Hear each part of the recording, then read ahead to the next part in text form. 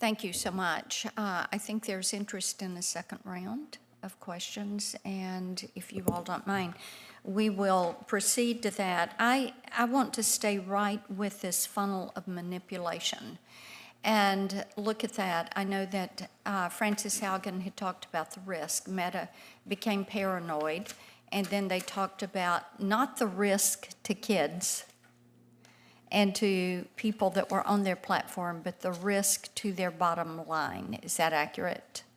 Okay, y'all are nodding yes. That's correct. Okay, so in order to get legal protection so they couldn't be hauled into court, they went to third-party vendors, correct? And Dr. Sattizahn, you want to talk about that for a moment?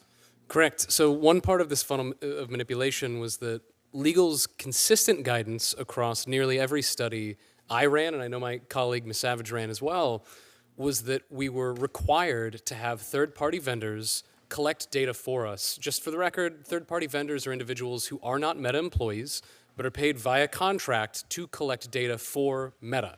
The explicit expressed reason that legal was telling us to have third-party vendors collect the data was so that the data could be erased if they found anything that was, quote, too sensitive. So therefore, they being would have passed some on. protection Correct. and some distance and would not have that liability. Correct.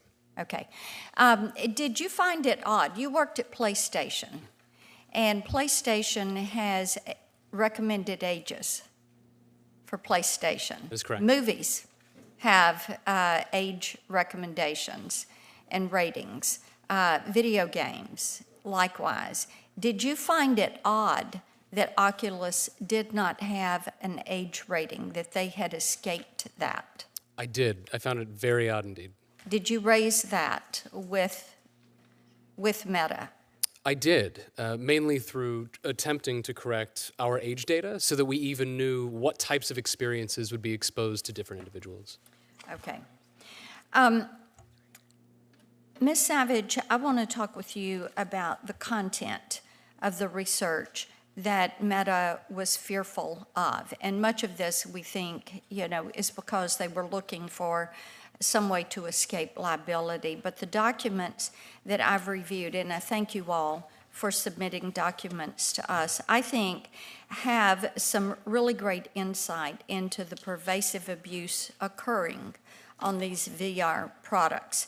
And one example, Ms. Savage, that you gave us raised questions about how children were sidestepping age requirements and that Meta didn't care about that. So talk to me about the research that you presented to Meta on that and how they pushed back.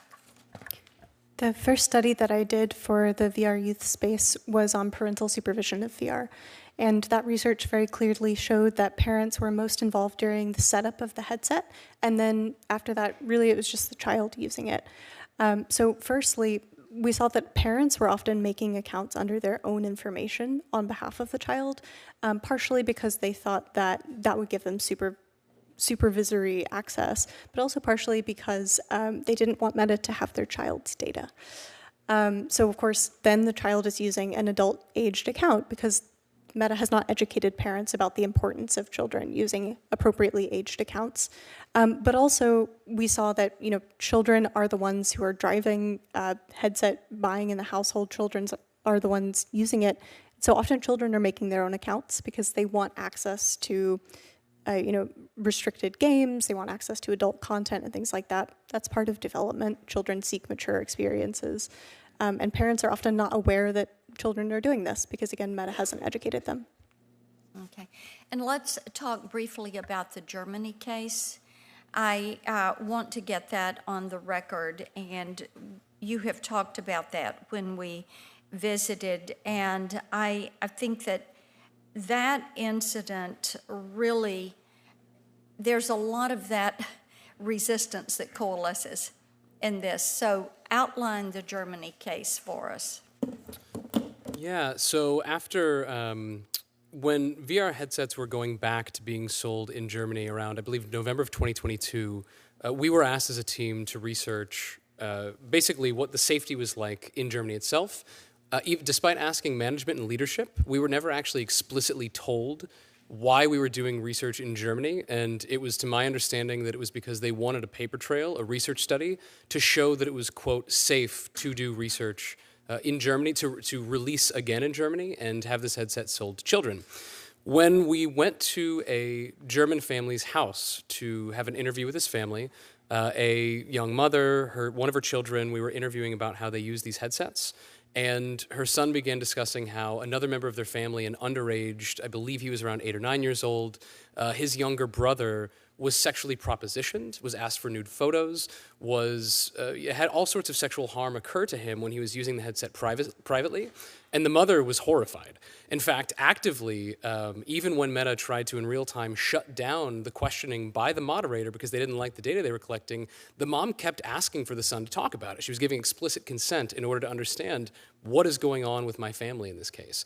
Despite that fact, afterwards, we were asked to delete all of our notes and recordings of it happening, and we did not discuss it again after Let that. me ask you this, and my time has expired, but has Meta been sued by the EU for any privacy violations?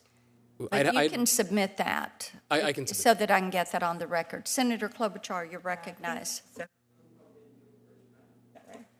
Okay, Senator Blumenthal. Thank you. I apologize. We have another hearing going on, as frequently happens.